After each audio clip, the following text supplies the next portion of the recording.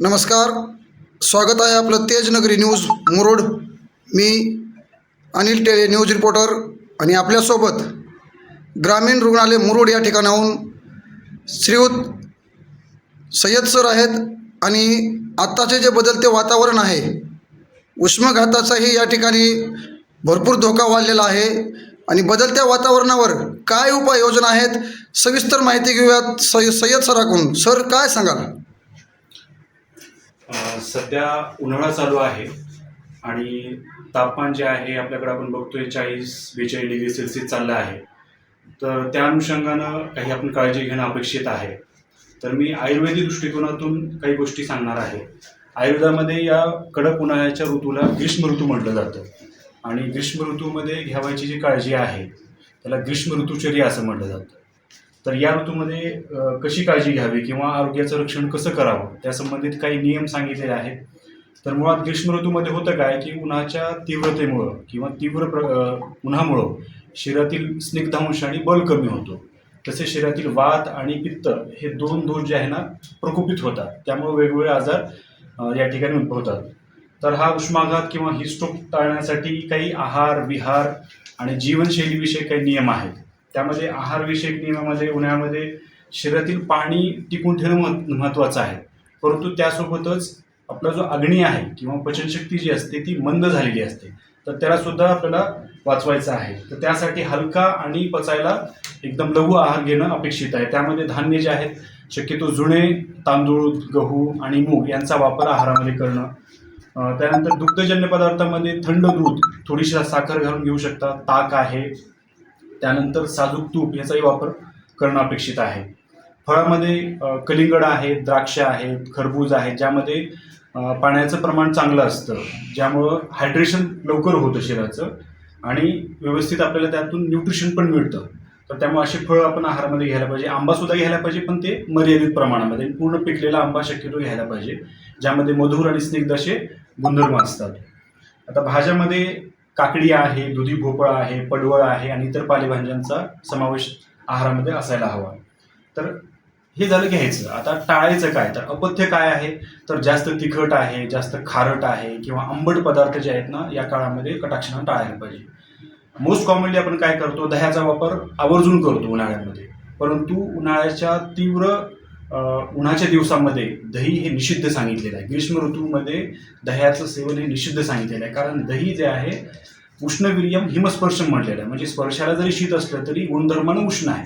त्यामुळे या काळामध्ये दह्याचं सेवन टाळायला पाहिजे. परंतु जे ताजं दही आहे त्यापासून केलेलं ताक, ज्यामध्ये आपण दुप्पट तिप्पट पाणी घालून, थोडं काळं मीठ घालून, जिरेपूड घालून जर आपण त्याचं ताक केलं तर ते आपल्यासाठी आरोग्यासाठी हितकर आहे. अजून टाळायच्या गोष्टींमध्ये कोल्ड्रिंक्स जे असतात, ज्यांना आपण कार्बोनेटेड ड्रिंक्स जे म्हणतो आपण, ज्यामध्ये भरपूर प्रमाणामध्ये साखर असते, तर हे कोल्ड्रिंक्स टाळणं सुद्धा आवश्यक आहे. कारण यामुळे जे आहे ना वेगवेगळे तुम्हाला आजार होण्याची शक्यता असते. त्याशिवाय शिळं अन्न आहे किंवा मद्यपान आहे, या गोष्टी पण टाळायला पाहिजे. आता जीवनशैलीमध्ये काय बदल करता येईल? तर आयुर्वेदामध्ये दिवास्वाप निषिद्ध सांगितलेलं आहे. म्हणजे दिवसा झोपणं निषिद्ध आहे, परंतु उन्हाळ्यामध्ये दिवास्वाप घेऊ शकता तुम्ही. तर दुपारच्या वेळेला, कडक उन्हाच्या वेळेला जे आहे आपण झोप घेऊ शकतो. त्यासोबतच दुपारी सकाळी 10 ते 4 या वेळेमध्ये डायरेक्ट सूर्यप्रकाशामध्ये जाणं टाळणं हे फार गरजेचं आहे. किंवा सूर्यप्रकाश तुमच्या डोळ्यावरती किंवा डोक्यावरती येऊ नये याची आपण काळजी घेणं अपेक्षित आहे. त्यासाठी गॉगलचा वापर आहे किंवा डोक्याला रुमाल गुंडाळणं आहे किंवा गमजा गुंडाळूनच बाहेर जाणं हे योग्य राहील.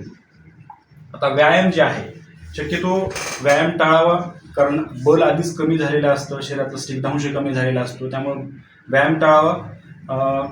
फक्त योगासनं किंवा प्राणायाम करू शकता. आणि प्राणायामामध्ये पण 2 प्राणायाम या ठिकाणी मी विशेषतः सांगतो की जे शरीरातील उष्णता कमी करतात. ते आहेत शीतली आणि शीतकारी. हे 2 प्राणायाम जे असतात शरीरातील उष्णता कमी करायला मदत करतात. आणि साधे सोपे जे योगासनं आहेत ज्यामुळं तुमचं शरीरामध्ये अग्नी चांगला होतो, कारण अग्नी पण कमी होतो, पचनशक्ती मंदावते. त्यामुळं व्यायामानं काय होतं, अग्निदीपन होतं. त्यामुळे हलका फुलका व्यायाम किंवा योगासन आपण या ठिकाणी करू शकतो. आता हीट स्ट्रोक टाळण्यासाठी किंवा पित्त प्रकोप वगैरे जे आहे ते टाळण्यासाठी जे आहे लिक्विड्स काय घ्यावे, तर जे नैसर्गिक पेय आहेत तेच घ्यावे. नैसर्गिक पेयामध्ये लिंबू सरबत आहे, नुसतंच पाणी पिऊ नये. नुसतं पाणी पिण्यामुळे आपल्याला जे इलेक्ट्रोलाइट्स आहे, जे क्षार आपल्या शरीराला आवश्यक आहे ते मिळत नाही नुसत्या पाण्यानं. तर आपण त्यासाठी कैरीचं पन्हं आहे, ताक आहे, थोडंसं काळं मीठ घातलेलं, किंवा लिंबू सरबत आहे, किंवा आपल्याकडे कोकम मिळत नाही पण आता बऱ्यापैकी अवेलेबल होत आहे, तर कोकम सरबत जे कोकण साईडमध्ये कोकम सरबत मिळतं, तर त्याचा पण आपण वापर या ठिकाणी करू शकतो. सातूचा पण वापर केला जाऊ शकतो. सातूचं पीठ पाण्यामध्ये घालून, किंवा वाळा जो आहे पाण्यामध्ये वाळा ठेवून त्या पाण्याचा वापर केला तर त्यानं सुद्धा फायदा होतो. छोट्या छोट्या गोष्टी आहेत, जसं की गुलकंदाचा वापर करणं. गुलकंद जे आहे शक्यतो प्रवाळयुक्त गुलकंद घ्यावं. गुलकंदाने शरीरातील उष्णता कमी होते आणि त्यातून आपल्याला जे आहे ना पित्त कमी होतं गुलकंदाने. त्याशिवाय बडीशेप जे आहे अग्नी सुधारायला मदत करते. जेवणानंतर हमखास जे आहे ना बडीशेप खावी. बडीशेपच्या बाबतीत असं म्हणलेलं आहे, पचेदनानम आमम वन्नीकृच्य दीपनम तद्यथा मिशी. म्हणजे बडीशेप ही अग्निदीपक आहे, म्हणजे पचनशक्ती सुधारायला मदत करते. त्यानंतर खोबरेल तेलाचा पण वापर करावा. स्निग्धता कमी होते, त्यामुळे आहारामध्ये पण ॲक्च्युली खोबरेल तेल हे सगळ्यात चांगलं आहे. खोबरेल तेलाचा वापर करावा. मालिशसाठी, मसाजसाठी पण आपण या ठिकाणी वापर करावा. तर या सगळ्या गोष्टी आहेत. तर आपण सर्व या उन्हाळ्याच्या दिवसामध्ये आपण स्वतःची काळजी घ्या, आपल्या घरच्यांची काळजी घ्या, आणि या उपरीही समजा काही हीट स्ट्रोकची किंवा सनस्ट्रोकची जर तुम्हाला लक्षणं दिसत असतील तर तुम्ही पटकन जवळच्या सरकारी दवाखान्यामध्ये दाखवून घ्या, जेणेकरून पुढचे जे कॉम्प्लिकेशन्स आहेत ते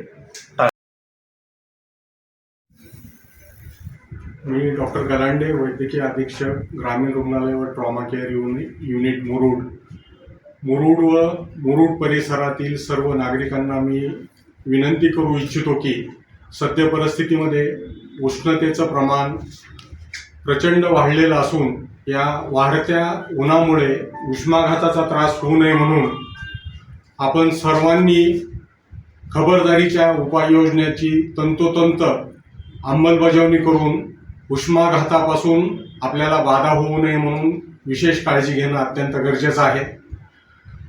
प्रखर उन्हामध्ये काम करणं शेतकरी बंधू भगिनींनी किंवा शेतमजुरांनी कटाक्षानं टाळावा, जेणेकरून उष्माघाताचा प्रादुर्भाव होणार नाही.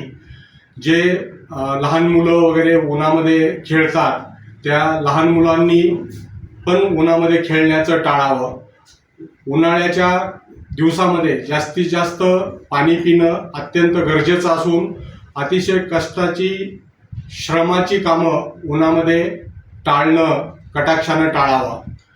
एवढे करून पण जर अपरिहार्यपणे उन्हामुळे जर काही त्रास जाणू लागला, उष्माघाताचा त्रास जाणू लागला, तर तातडीनं आपल्या जवळच्या रुग्णालयामध्ये जाऊन आपण डॉक्टरांचा सल्ला घेऊन उपचार घेणं अत्यंत गरजेचं आहे.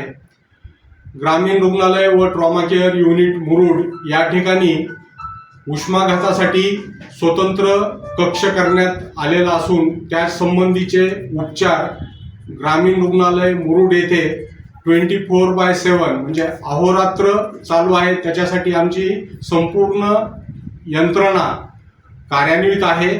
माझी नागरिकांना नम्र विनंती आहे, आपण दिलेल्या सूचनांचं पालन करून उष्माघातापासून आपण स्वतःचा बचाव करावा ही नम्र विनंती आहे. थँक्यू.